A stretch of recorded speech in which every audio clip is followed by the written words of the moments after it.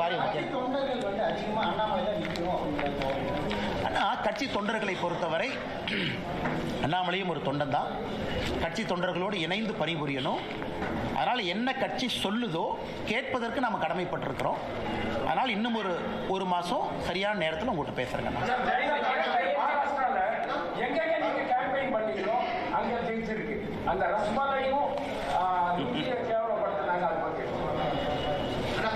நான் பேசுபவர்கள் பேசுவாங்கன்னா அரசியலை பொறுத்த வரைக்கும் நான் சில இடத்துல பதில் சொல்வதை விட மௌனம் காட்பது சரி அப்படிங்கிற முடிவுக்கு வந்துட்டேன். குறிப்பாக அந்த மகாராஷ்டிராவுக்கு முன்பே இருந்து பேசுகிறவங்க பேசத்தான் செய்வாங்க. அதனால் நம்ம திரும்ப நான் இப்போ கூட ஐஐடி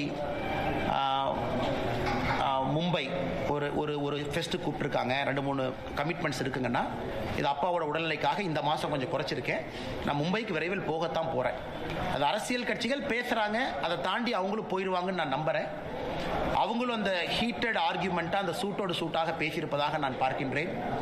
ஒரு அரசியல் கட்சியில் இருக்கிறவங்க அடிப்படை வெறுப்பில் ஒரு கட்சி நடத்த முடியாதுங்கண்ணா. மேடையில் மைக்கில் பேசியிருந்தாலும் கூட ஒரு அடிப்படை வெறுப்பு உணர்வில் நான் சவுத் இந்தியாவை மதிக்க மாட்டேன், நான் தமிழ்நாட்டை மதிக்க மாட்டேன், நான் வேட்டி கட்டவங்களை மதிக்க மாட்டேன்னு ஒரு அரசியல் கட்சியில் ஒரு தலைவர் பேசக்கூடாது. பேசினா தவறு. அதனால் அதை ஹீட்டட் ஆர்கியூமெண்ட்டாக ஒரு மேடை பேச்சாக மட்டும் பார்த்துவிட்டு அவர்களும் அதை கடந்து சென்றிருப்பார்கள் என்று நான் நம்புகின்றேன். ரொம்ப ஆச்சரியமா இருக்கு எனக்கு. ஏன்னா நியூஸ் 24/7 நியூஸ் தமிழ் 24/7 உடைய ரிப்போர்ட்டர் திரு கதிரவன் அவர்கள், பேர் சரியா தான் சொல்றேன், கதிரவன் அவர்கள் அவங்கள மிரட்டி கிட்னாப் பண்ணி கூட்டிட்டு போய் 3 மணி நேரம் 4 மணி நேரம் ஆகி அடிச்சு வெளியே வர்றாங்க. ஆனால் கரூர் காவல்துறையினுடைய கண்காணிப்பாளர் அவர்கள் ஒரு பத்திரிகை அறிக்கை கொடுக்குறாங்க. அது வேற ஏதோ மாநிலம் மாதிரி இருக்கு. படிச்சா எதுவுமே நடக்கல. அதாவது அவர் அந்த அறிக்கையை படித்தா எப்படி இருந்ததுன்னா, ரிப்போர்ட்டரே கல் எடுத்து தலையில் அடிச்சுக்கிட்டு அவரே போய் மண்ணில் படுத்து உருண்டு அவரே போய் ஹாஸ்பிட்டலில் படுத்து எந்திரிச்சு அவரே வர்றதுக்கான ரிப்போர்ட்டர் பைத்தியமா. அதனால் அந்த காவல்துறையினுடைய அறிக்கையை பார்க்கும் பொழுது எப்படி ஒரு காவல்துறை கண்காணிப்பாளர் இப்படிப்பட்ட அறிக்கையை கொடுக்க முடியும்? அன்னைக்கு சம்பவம் நடந்ததிலிருந்து தமிழ்நாட்டினுடைய எல்லா மீடியாவும் கண்கொத்தி பாம்பா அந்த ஏரியாவில் இருக்கிறீங்க. ரியல் டைம் கவர் பண்றீங்க, பல ஆடியோவை ரிலீஸ் பண்றீங்க, குவாரிக்கு போறீங்க, ஹாஸ்பிட்டல்ல இருக்கீங்க. இவ்வளவு நடந்தும் கூட ஒரு காவல்துறை கண்காணிப்பாளர் எதுவுமே நடக்காத அளவுக்கு எதுவுமே நடக்கல, பச்சை பொய்னு. பச்சை பொய்யா இருந்தா இங்க மேல கேஸ் போடுங்க ஐயா. நாங்களாம் பேசணும்ல, ஆதரவா பேசணும்ல, எங்க மேல கேஸ் போடுங்க, கோர்ட்டுக்கு எல்லாம் டாக்குமெண்ட் கொண்டு வாங்க பார்க்கலாம். அதனால இன்னைக்கும் திராவிட முன்னேற்ற கழகத்தை பொறுத்தவரை ஒரு எம்எல்ஏவை காப்பாற்றணும். அந்த எம்எல்ஏ தொடர்ந்து சர்ச்சையில ஒரு சர்ச்சையிலிருந்து ஒரு சர்ச்சை, அதுல இருந்து அடுத்தது கல்குவாரி யாரு பேர்ல இருக்கு, அதை யார் டாமினேட் பண்றாங்க எல்லாத்துக்குமே தெரியும். தமிழ்நாடு முழுவதும் இல்லீகல் மைனிங்கை பத்தி தெரியும். அதனால எல்லாத்தையுமே இன்னைக்கு ஒரு முழு பூசணிக்காயை மறைச்சு வச்சுக்கிட்டு காவல்துறை அறிக்கையின் மீது அறிக்கை கொடுப்பது வேடிக்கையா இருக்கு. ஆனா எல்லா நண்பர்களுக்கும் நன்றிங்கண்ணா. அப்படின்னா செய்தித்துறை அமைச்சர் அந்த துறையில் இருப்பதற்கே லாயக்கில்லை நாம சொல்லணும். ஆனா நீங்க அமைச்சரா இருக்கிறதே தெரியலன்னா கிளம்புங்கன்னு சொல்லணும். ஒரு செய்தித்துறை அமைச்சர் இவ்வளவு மீடியால வருது, அவங்ககிட்ட ஒரு மானிட்டரிங் கமிட்டி இருக்கும். எல்லா செய்தித்துறை அமைச்சர் ஆஃபீஸில் உங்கள் டிவி எல்லாம் பார்க்குறக்கு ஆள் இருப்பாங்க. அண்ணா ஃப்ளாஷ் நியூஸ் போடுறாங்க அமைச்சர்கிட்ட சொல்லுவாங்க. அவர் சம்மந்தப்பட்ட இலாக்காக்கு ஃபோன் பண்ணி அண்ணா என்ன உண்மைன்னு கேட்டுக்க வேண்டிய பொறுப்பு இருக்கு. இவ்வளவு நடந்தும் கூட ஒரு செய்தித்துறை அமைச்சர் என்ன நடக்குதுன்னே தெரியலனா அந்த செய்தித்துறை அமைச்சர் அந்த பொறுப்புக்கு இருக்கக்கூடிய தகுதியான நபரான்னு நான் கேட்குறேன். அது உங்க கடமை. ஊடகத்துறையை மானிட்டர் பண்றது உங்க கடமை, ஊடகத்துறைக்கு ஹெல்ப் பண்றது உங்க கடமை. ஒரு ஃபிளாஷ் நியூஸ் வந்தா ரியாக்ட் பண்ண வேண்டியது உங்க கடமை, மாநில அரசுக்கு பேசி அறிக்கை கொடுக்க வேண்டியது உங்க கடமை. இதையெல்லாம் நாங்க திமுகவின் மீது குற்றம் சுமத்தினா உடனே அறிக்கை வரும், நைட் 2 மணிக்கு அறிக்கை வரும். ஆனா ஒரு நியூஸ் ரிப்போர்ட்டர் தூக்கிட்டு போய் அடிச்சிருக்காங்கன்னு இவ்வளவு தூரம் பேசினதுக்கு அப்புறம் கூட எனக்கு தெரியலன்னு சொன்னாங்கன்னா எப்படி ஏத்துக்க முடியும்? அதனால் ஸ்ரீரங்கத்தினுடைய தொகுதி மக்கள் அதை பார்த்துக்கிட்டு தான் இருக்கிறாங்க, அந்த பகுதியினுடைய மக்கள் அதை பார்த்துக்கிட்டு தான் இருக்கிறாங்க. கரூர் மக்களும் இதை பார்த்து கொண்டுதான் இருக்கின்றார்கள். காவல்துறையினுடைய அட்டூழியம், 41 பேர் இறந்ததிலிருந்து காவல்துறையினுடைய செயல் நடவடிக்கை எல்லாத்தையும் பார்த்துட்டு இருக்கிறாங்க.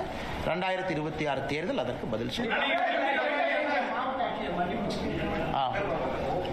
ஆனா இன்னைக்கு ஒரு மாவட்ட ஆட்சியர் ஒரு கோர்ட் முன்னாடி அங்க இருக்கக்கூடிய police commissioner, deputy commissioner, assistant commissioner மொத்த குழுவா ஒரு கோர்ட்ல மன்னிப்பு கேட்கறாங்கன்னா இது ஒரு சாதாரண நிகழ்வாக யாரும் கடந்து விடக் கூடாது.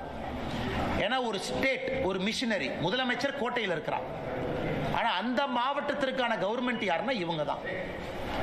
இவங்க வேண்டுமென்றே தவறு செய்திருந்தால் இவர்களை தவறு செய்ய சொன்னது யார்?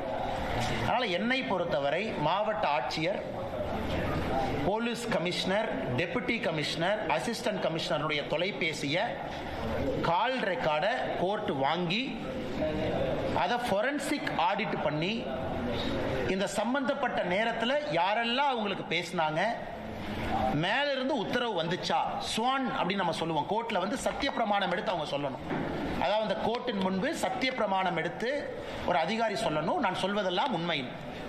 அந்த மாதிரி இன்னைக்கு திருப்பரங்குன்றம் விவகாரத்தில் ஆட்சியர், police commissioner, deputy commissioner, assistant commissioner 4 பேரும் ஸ்வான் சத்திய பிரமாணம் செய்து உண்மையை சொல்லணும். யார் போன் பண்ணா, யார் 144 போட சொன்னா, 144 போட்டதே ஃப்ராடுன்னு திருப்பரங்குன்றத்தினுடைய இஷ்யூல மதுரை ஹைகோர்ட் டிவிஷன் பெஞ்ச் சொல்லிட்டாங்க. ரெக்கார்டை பார்த்தோம், அதே ஃப்ராடு.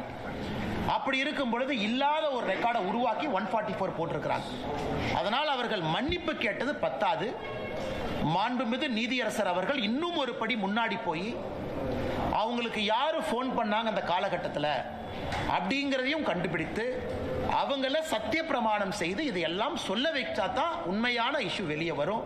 சாரிங்க ஐயா, தப்பு பண்ணிட்டோங்க ஐயா, மன்னிச்சுங்க ஐயா, நாங்கள் வந்து லா அண்ட் ஆர்டருக்காக இப்படி பண்ணுங்க ஐயா, நாங்கள் நீங்கள் சொன்னதை பண்ணுங்க ஐயான்னு சொல்லிட்டு அப்படியே எஸ்கேப் ஆகி போயிடக்கூடாது. அதனால் நீதியரசர் அவர்கள் இதை கடுமையாக எடுக்கணும். அப்போ தான் இன்னொருக்கா தப்பு பண்ணுற அதிகாரிக்கு புத்தி வரும். தமிழ்நாட்டில் எங்கேயாச்சும் ஒரு அதிகாரி நேர்மையாக தான் இருக்கிறாங்க பாவம், அந்த அதிகாரியை ஃபோன் பண்ணி தொந்தரவு பண்ணி தப்பு பண்ணுங்கன்னு எங்கேயாச்சும் சொன்னாங்கன்னா அது நடக்கக்கூடாது என்பதற்காக இந்த திருப்பரங்குன்றம் இஷ்யூல நீதியரசர் அவர்கள் இந்த அதிகாரிகளை வைத்து உண்மையை கண்டுபிடித்து மக்களுக்கு சொல்ல வேண்டும் என்பது எங்களுடைய வேண்டுகோள்.